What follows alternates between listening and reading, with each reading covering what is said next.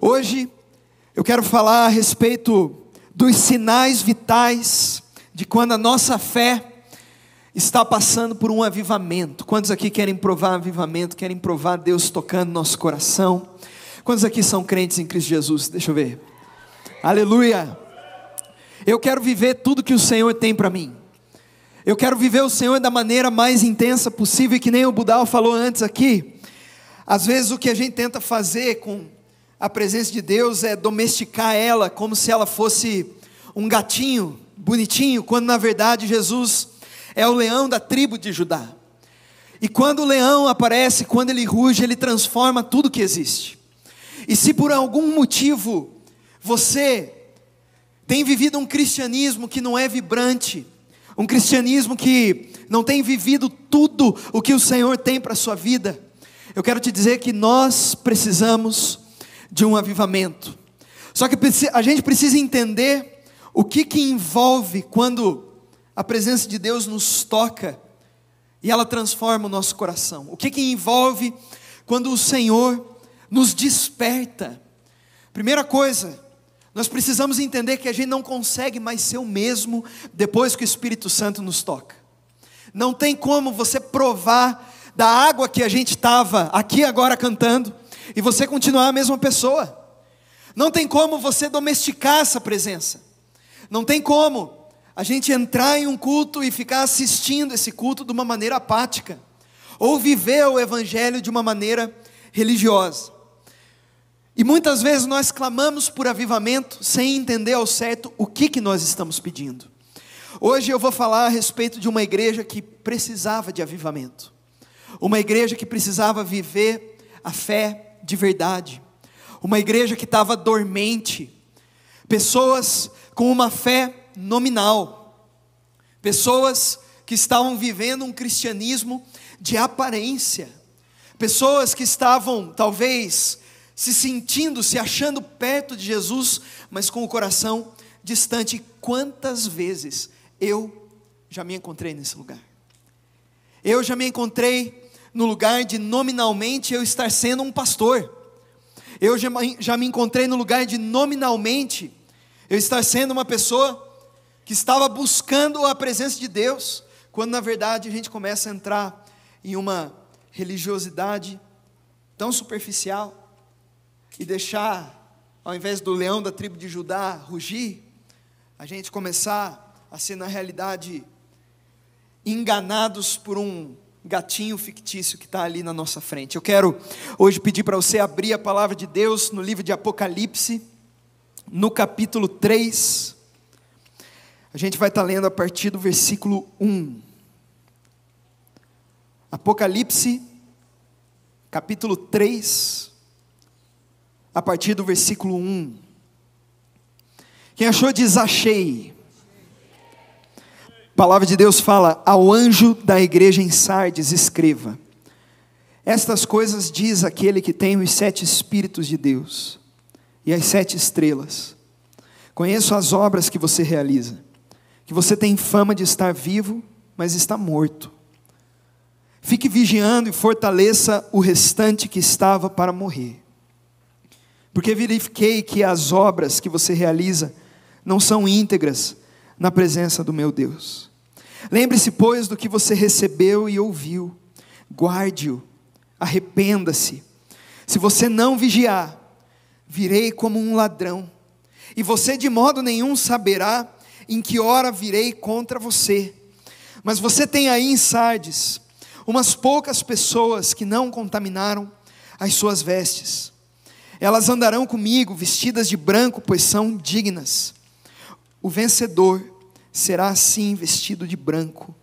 De modo nenhum apagarei o seu nome do livro da vida. Pelo contrário, confessarei o seu nome diante do meu Pai e diante dos seus anjos. Quem tem ouvidos, ouça o que o Espírito diz às igrejas.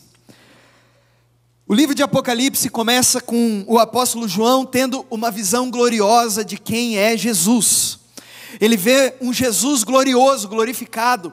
Seus cabelos, por causa da sua sabedoria, eram brancos como a neve. De sua boca, com as suas palavras, saía uma espada afiada que penetra o coração, é a palavra dele. Os seus pés eram como pés de bronze polido, porque ele pisa a cabeça dos seus inimigos. Jesus estava vestido de branco por conta da sua santidade, e os seus olhos, que tudo perscrutam, que tudo veem, pegavam fogo. João tem uma visão gloriosa de Jesus, e no livro de Apocalipse, ele fala a respeito das coisas que viriam a acontecer. Porém, nos capítulos 2 e 3, Jesus também endereça 7 cartas para 7 igrejas diferentes na região da Ásia, que hoje ali é a Turquia. Cada uma dessas 7 igrejas eram igrejas reais naquela época, vivendo coisas reais, situações reais, batalhas de fé reais. E Jesus se comunica com cada uma delas. Algumas receberam elogios, outras repreensões. Mas o fato é que a mensagem de Jesus para essas igrejas é extremamente atual. Aquilo que Jesus estava falando para aquelas igrejas naquela época, embora fosse para uma igreja num determinado local, físico, geográfico e temporal, na realidade era muito mais do que isso. Jesus estava deixando uma carta para a gente. Nós podemos literalmente entender aquilo que Jesus espera da igreja. Nós podemos literalmente entender o formato de igreja que, segundo o coração de Jesus, é uma igreja vibrante, e a forma de cristianismo que é um cristianismo que agrada o coração de Jesus. Sabe, em muitos lugares do mundo não existe esse negócio de cristianismo nominal, porque na verdade, se você se nomina cristão, já era para você, acabou. Mas nós, na nossa realidade, muitas vezes o que nós transformamos é a nossa fé em algo nominal. Nós temos a carcaça de crente. Se alguém pergunta se você acredita em Deus, você acredita. Você acredita em Jesus, você acredita. Muitas vezes nós inclusive vivemos coisas profundas na igreja, mas começa a acontecer algo que aconteceu com a igreja que uma vez foi uma igreja muito viva, e com os cristãos que uma vez foram cristãos muito vivos, mas que agora estavam adormecidos na igreja de Sardes. Para entender o que era a igreja de Sardes, nós precisamos entender a história da cidade. Uma história que teve dias de glória maravilhosos. Foi a capital da Lídia, um local muito rico, com pessoas com muitos recursos. Era um lugar lindo. Porém, esse lugar era feito de pessoas extremamente orgulhosas. Elas olhavam para o seu passado, para aquilo que elas tinham, para aquilo que elas fizeram, e elas se esqueciam do seu presente. A imoralidade entrou naquela cidade. Só que o problema aqui nessa carta é que, ao invés de os cristãos influenciarem as pessoas de fora, ao invés de a igreja influenciar o mundo, o contrário aconteceu. O mundo entrou dentro da igreja. As pessoas de dentro da igreja tiveram a sua fé esfriada e de repente se desconectaram dessa fonte da água viva que nós estávamos cantando aqui agora. Aparentemente essa igreja era uma igreja extremamente viva. Eu fico imaginando os muitos programas, as pessoas ali que foram criadas na igreja cantando as músicas de cor. Eu fico imaginando muita coisa acontecendo naquela igreja, uma correria. Porém, Jesus, que tudo vê, que tudo conhece, a Bíblia fala que ele tem nas suas mãos as 7 estrelas, que no caso ali era um símbolo para a igreja, ou seja, ele conhece na palma das suas mãos a igreja. Jesus via o que estava acontecendo no interior da vida de cada cristão, e ele dá o seu diagnóstico. E o diagnóstico não foi muito bom, não. Ele falou assim: vocês têm fama de que estão vivos, mas estão mortos. Jesus estava falando a respeito de uma fé de sonâmbulo, uma fé que aparece que está acordado, uma fé que parece que você está vivendo, que você está fazendo as coisas para o Senhor, mas quando na realidade o teu coração está extremamente distante. extremamente distante do Senhor. A gente pode estar tendo várias performances religiosas boas, nós podemos estar frequentando a igreja, nós podemos estar fazendo tantas coisas, nós podemos vir de uma família assim, assado, mas ainda assim, mesmo tendo uma carcaça de gente que está viva, tendo um coração morto. Só que Jesus, na verdade, dá uma palavra de esperança para essa igreja.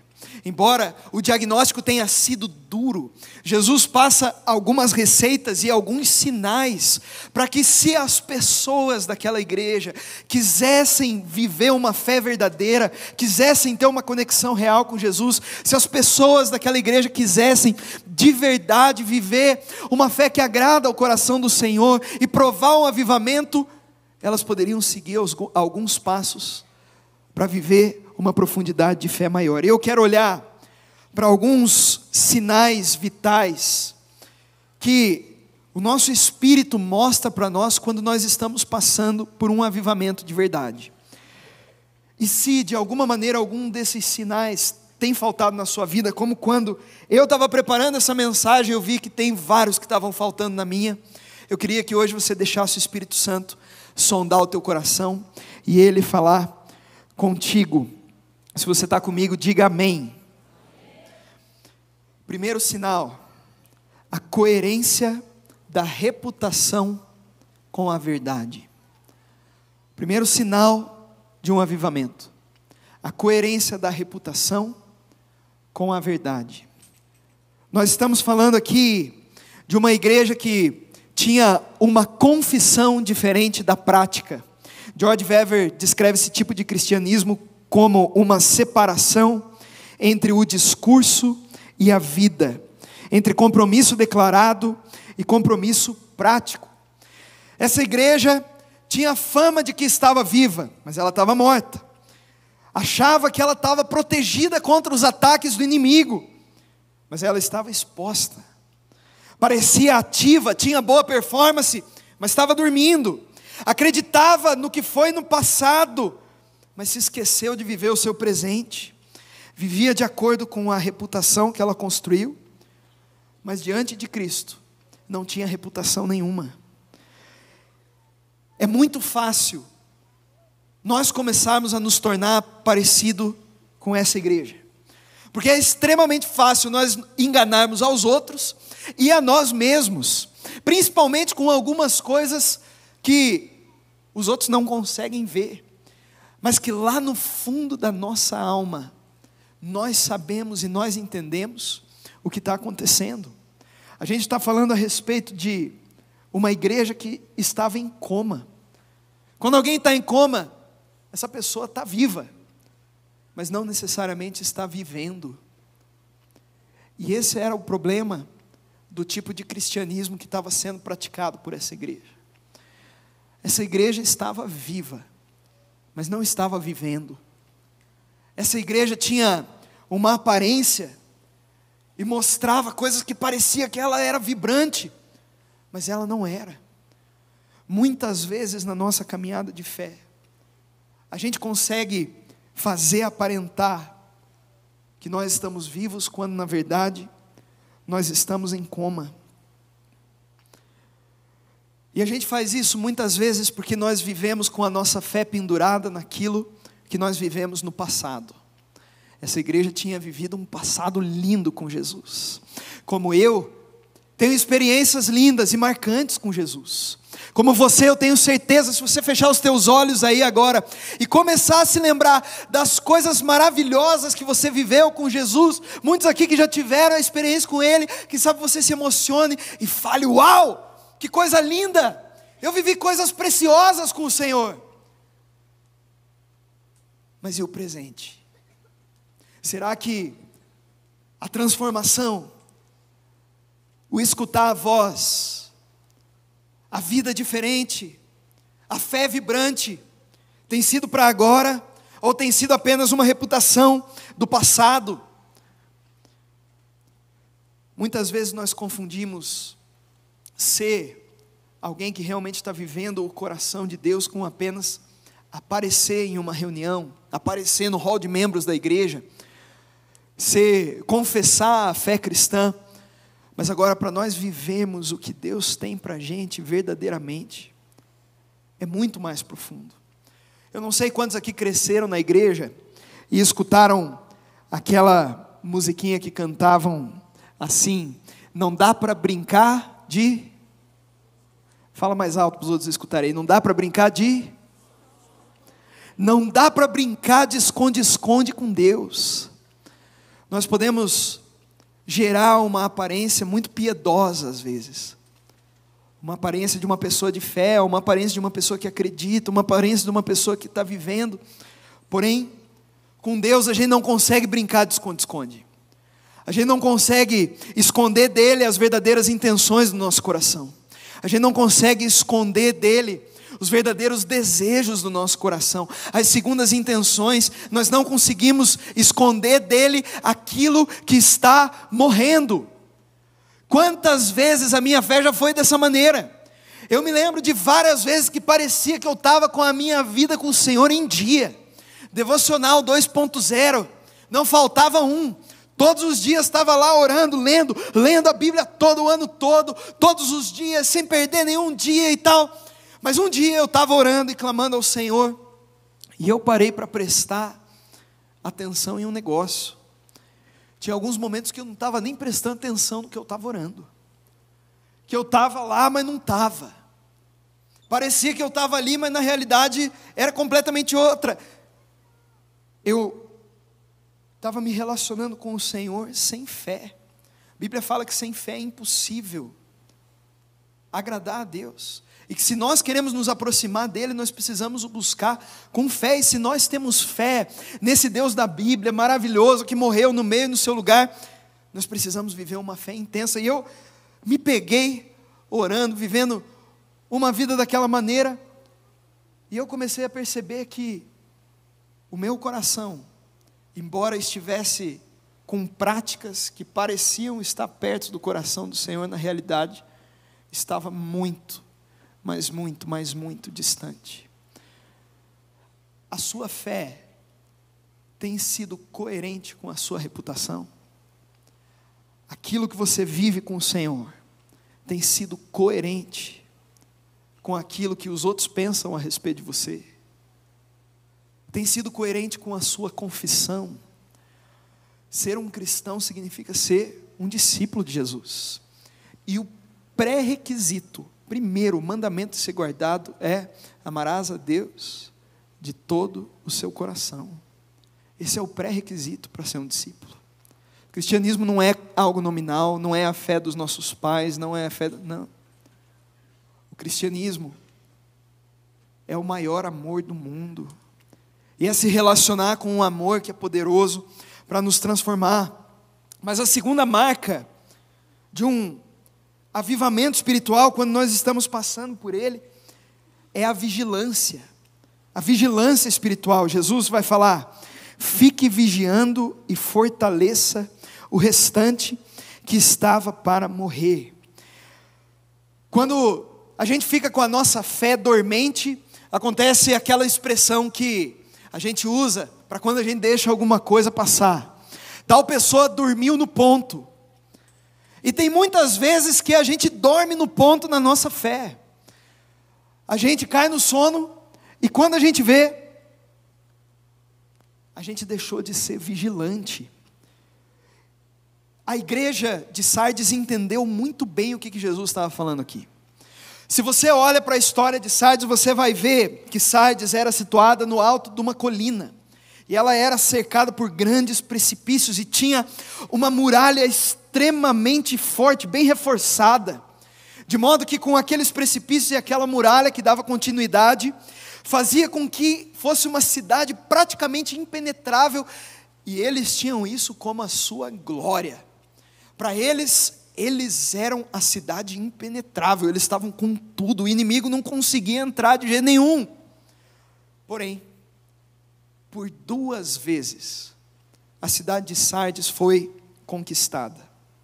Por 2 vezes, os inimigos invadiram e conquistaram aquela cidade, e pasmem, as 2 vezes, exatamente do mesmo jeito. os vigias da cidade pegaram no sono, não viram o inimigo se aproximando, e no momento em que eles menos esperaram, por aquelas brechinhas que tinham na muralha, os inimigos entraram e tomaram conta. Quando a gente deixa a nossa fé adormecer, a gente deixa o inimigo sorrateiramente entrar e tomar conta. E a hora que a gente vê, a gente está embolado com um monte de coisa, que nem, sabe aquela mosquinha que vai parar na teia de aranha? E ela está na teia de aranha, e quanto mais ela se mexe, mais embolada ela fica. E quanto mais ela tenta voar, mais ela tenta sair, mais embolada ela fica. Quando a gente deixa a nossa vida espiritual dormir, a nossa integridade é comprometida. Eu acho muito interessante que Jesus fala para essa igreja: vigie, porque eu não encontrei as suas obras íntegras diante de mim. Integridade significa algo que é por inteiro. Será que o seu coração tem sido por inteiro de Jesus? Será que você tem vigiado para que no seu coração não hajam rachaduras, não hajam disputas entre paixões e outras coisas que não sejam a própria presença de Cristo Jesus? Duas soluções que Jesus dá: primeira, vigie; segunda, fortaleça. Se nós queremos viver algo profundo com Jesus, nós precisamos vigiar aquilo que nós temos de mais precioso, que é esse tesouro que nós acabamos de cantar, e nós precisamos fortalecer aquilo que a Bíblia está falando, que estava para morrer. Jesus está dando uma mensagem de esperança para essa igreja. Ele está dizendo: nem tudo morreu, nem tudo se perdeu, mas como com alguém que quebrou a perna e precisa, depois de que a perna foi engessada e melhorou e cicatrizou, voltar a ganhar músculo, voltar a se fortalecer, assim é a nossa fé também. Quando nós ficamos dormentes, o que nós precisamos fazer é fortalecer aquilo que enfraqueceu. Se você quer parar de levar bomba do inimigo, se você quer parar de cair diante das ciladas que ele preparou para você, você precisa levantar a guarda. E você precisa dizer para o Senhor: Senhor, eu estou com a guarda levantada e eu preciso ser fortalecido pela Tua presença. Sabe, o inimigo ele não toma conta da nossa vida do nada. São essas pequenas brechinhas na muralha, que a hora que ele vê um pequeno espaço, ele entra. É quando a gente começa a entender que talvez o inimigo goste um pouquinho de mim para me dar uma trégua hoje. Então não tem problema eu fazer aquilo lá que eu pensava que eu queria fazer, porque talvez hoje ele me dê uma trégua e a gente pare de vigiar. Eu quero te dar uma notícia: não existe uma parte do diabo que goste um pouquinho de você. Ele te odeia. O inimigo te odeia, ele quer te destruir, ele quer acabar contigo. Tudo que ele tiver de oportunidade para detonar com a sua vida, ele vai. E tudo o que você precisa fazer é abrir uma brechinha, é um pequeno espacinho, é tudo que você precisa fazer, é dormir no ponto um pouco. Você acha que esses grandes líderes que nós temos escutado notícias e visto que caem, que perdem o ministério, que perdem a igreja, você acha que eles caem do nada? Não, são essas pequenas brechinhas. Eu fui em uma igreja um tempo atrás, conhecida internacionalmente, a conferência grande que eles realizam, uma igreja referência, liderança para o mundo inteiro. Porém, a conferência aconteceu um tempinho depois que o pastor foi encontrado em escândalo sexual. Foi descoberto que eles não oravam mais nas reuniões administrativas da igreja, não cuidavam mais dos voluntários. Várias pessoas estavam com burnout na igreja, porque a igreja não era mais uma comunidade de fé. Será que isso acontece do nada? Meu irmão, o inimigo não vai te destruir do nada. Ele só precisa de uma brechinha. Tem tantas coisas que você já foi tão cuidadoso, que você já zelou tanto com a tua fé, com o teu coração, com o Senhor, com a tua espiritualidade, mas talvez você está me escutando agora, e você está percebendo algumas coisas que você baixou a guarda, e você sabe muito bem que tem algumas coisas acontecendo que são consequência dessa guarda baixada.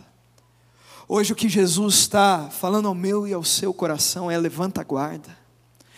Nós precisamos, eu escutei o John Piper falando isso uma vez, fazer guerra. O cristão, ele precisa fazer guerra.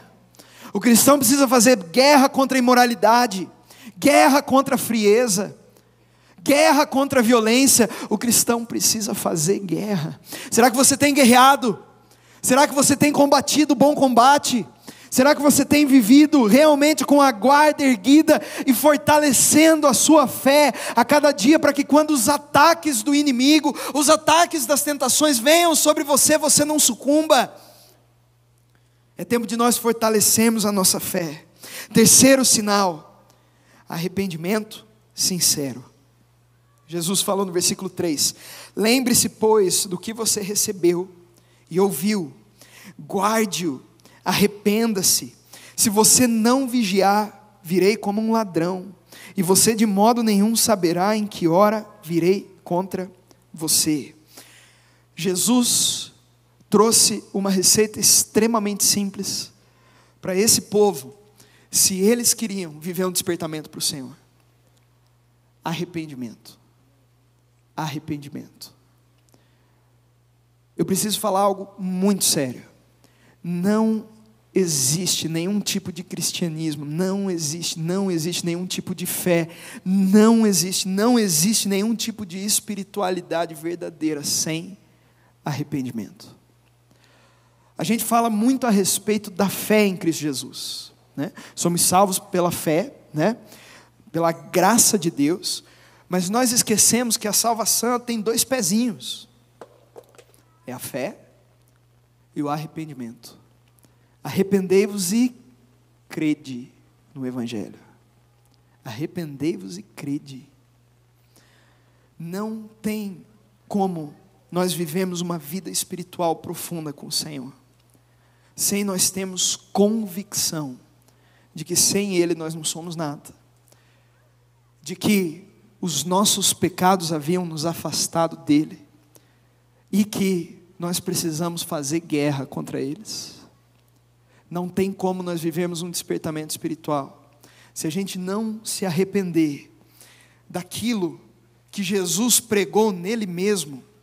O escrito de dívida que eu e você tínhamos, a palavra de Deus fala que foi encravado na cruz, Jesus levou sobre ele. Não há mais dívida contra mim e contra você, mas nós queremos ir lá, voltar a praticar as mesmas coisas pelas quais Jesus pagou e morreu.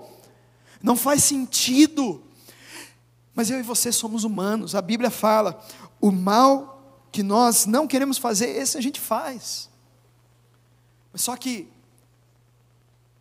se nós nos arrependermos e confessarmos os nossos pecados, a Bíblia fala em 1 João capítulo 1, versículo 9, Ele é fiel para nos perdoar, para nos sarar, para nos curar, para nos transformar. E quem sabe, você tem sentido seu coração um pouco duro.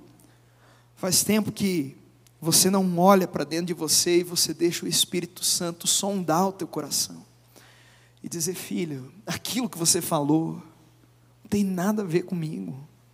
Filho, aqueles pensamentos que você tem alimentado na tua mente não são os meus pensamentos. Filho, aquilo que você tem assistido, que é um pouco duvidoso, que é um pouco, não tem a ver comigo. Aonde você tem ido? Depois que Jesus entra na nossa vida, não tem como a gente continuar falando as mesmas coisas, vivendo as mesmas coisas, dizendo as mesmas coisas, fazendo, porque nós entendemos da onde o Senhor nos tirou. Gente, o inferno é real. O inferno é real. Eu gosto quando Jonathan Edwards fala que a pior coisa que você pode fazer com alguém que está no meio de um grande incêndio é você não falar para ela que ela está no meio do incêndio. E nós esquecemos muitas vezes o incêndio da onde nós fomos tirados. E nós também deixamos inclusive de falar para os outros: ei, se arrepende daquilo que te levou para tão distante do Senhor. É muito sério isso. Teu nome no hall de membros da igreja não salva ninguém. Vir de uma família crente não salva ninguém.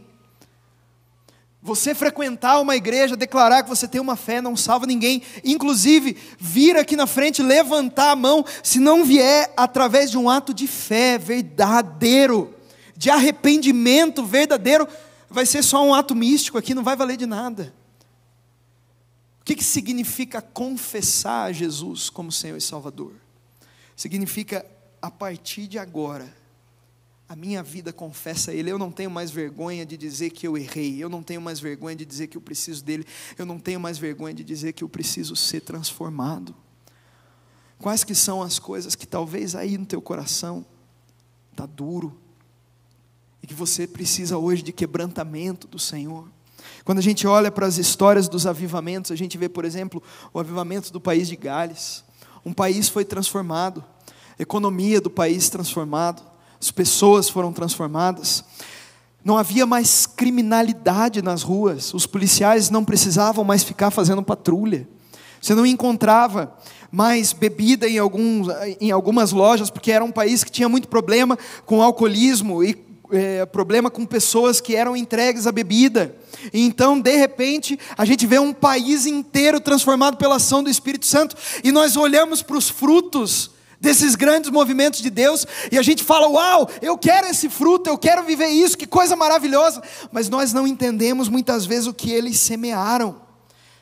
E a gente vê no avivamento do país de Gales alguns valores que foram colocados e que eles viviam semeando. Primeiro, confissão aberta de qualquer pecado não confessado.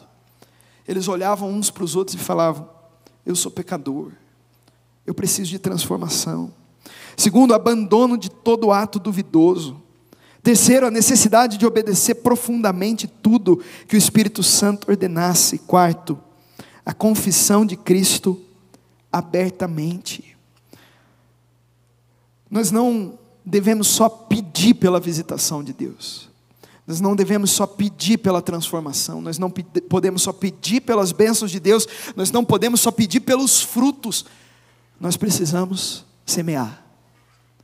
Semear, e a Bíblia fala, dando frutos de arrependimento, dando frutos de transformação. E tem um último sinal que eu gostaria de falar, mas enquanto isso o louvor pode vir subindo aqui na frente, que nós vamos ver na última mensagem de esperança que Jesus dá para essa cidade. É o sinal da pureza incondicional. Versículo 4 fala: mas você tem aí em Sardes umas poucas pessoas que não contaminaram as suas vestes. Elas andarão comigo vestidas de branco, pois são dignas. Jesus está falando no meio dessa igreja com tantos problemas.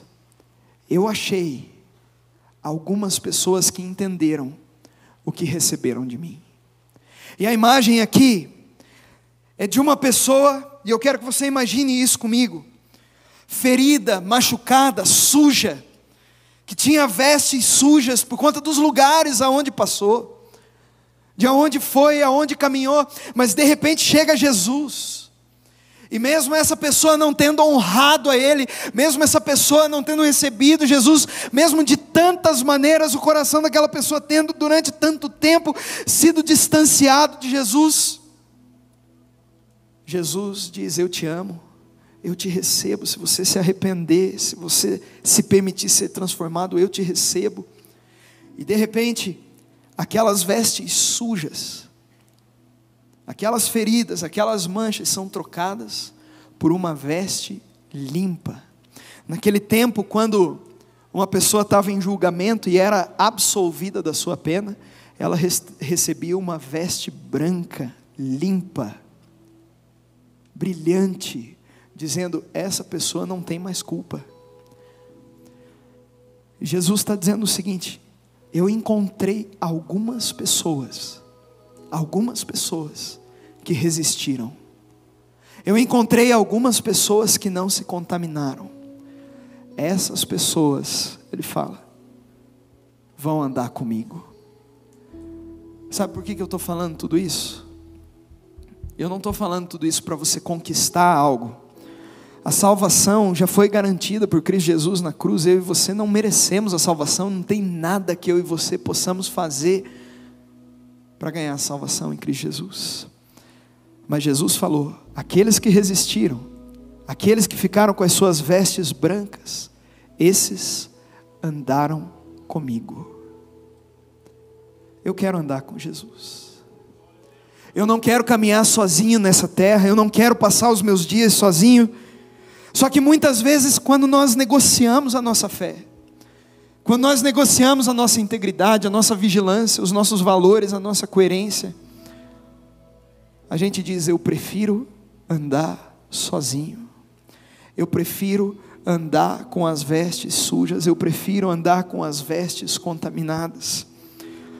Jesus termina falando uma promessa para essa igreja. Ele fala: aqueles que se purificarem e tiverem as vestes brancas, certamente eu não riscarei o seu nome do livro da vida.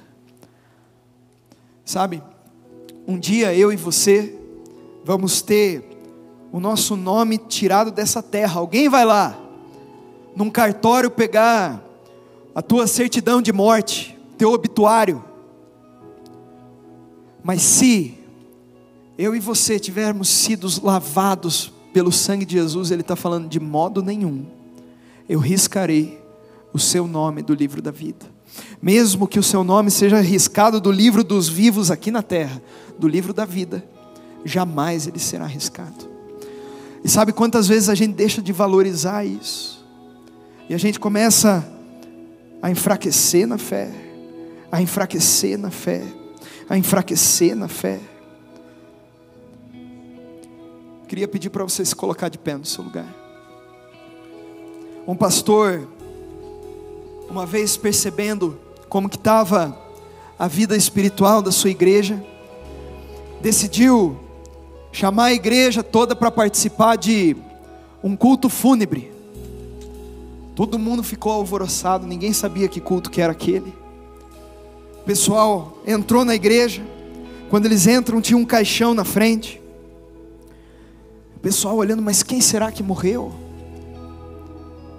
O pastor fala assim: ó, você pode sair do seu lugar e vir prestar as suas homenagens aqui na frente. E as pessoas que vinham vindo atrás iam observando que as que passavam na frente voltavam chorando. E eles perguntavam: quem será que está ali? Quem será que está ali? Quem será que está ali? Quando as pessoas chegavam perto daquele caixão e olhavam, elas viam o seu reflexo em um espelho. E o pastor pregou naquela noite dizendo o seguinte: quem sabe a gente não esteja percebendo como a nossa fé pelo Senhor está adormecida, está fria, está morta. E ele prega sobre avivamento naquela noite. E sabe, Jesus hoje quer que a gente saia daqui pegando fogo, pela sua presença, pelo seu nome. Mas nós precisamos nos achegar a Ele e dizer: Jesus, tem misericórdia de mim, me perdoe, porque eu me afastei dos seus caminhos, o meu coração esfriou, a minha fé esfriou, eu não tenho mais vigiado da mesma maneira, e a minha vida espiritual não tem sido mais coerente com aquilo que eu já vivi. Mas hoje eu quero viver uma intensidade profunda contigo. Eu quero pedir para você colocar as tuas mãos no teu coração, e que agora você começasse a falar para o Senhor: Senhor, são nesses pontos aqui que eu tenho deixado a desejar. A minha fé, Senhor, não tem sido mais vibrante da mesma maneira. Hoje, Senhor Deus, eu percebo que eu preciso me arrepender de algumas coisas que talvez o meu coração se endureceu. Hoje eu vejo, Senhor Deus, que eu não tenho mais vigiado e cuidado com alguns caminhos que antes eu cuidava. Comece a fazer a sua oração para o Senhor de confissão e se render aos pés dEle. Meu Jesus, eu quero, junto com os meus irmãos agora, clamar, Senhor, para que o Senhor venha despertar o nosso coração, Deus. Senhor, talvez nós entramos em um sono espiritual, Senhor. Talvez nós entramos, Senhor Jesus, em alguns lugares na fé onde a gente tem vivido o Senhor de maneira nominal, ao invés de viver, Senhor Jesus, a intensidade do Senhor e da Tua presença, Pai. Mas eu oro agora, Espírito Santo, que o Senhor venha. Eu oro: sonda os nossos corações, transforma a nossa vida, Senhor. Tudo aquilo, Senhor Deus, que não é coerente, Pai, com a Tua presença, eu oro, Senhor, para que hoje o Senhor transforme, e o Senhor venha fazer a nossa fé ser uma fé vibrante e viva, Senhor Deus. Nos fortalece, Senhor, nos fortalece, Senhor. Nós rogamos, Senhor, que hoje nós possamos provar de um toque de avivamento e transformação. Oramos assim em nome de Jesus, amém, Senhor. Continue com os teus olhos fechados.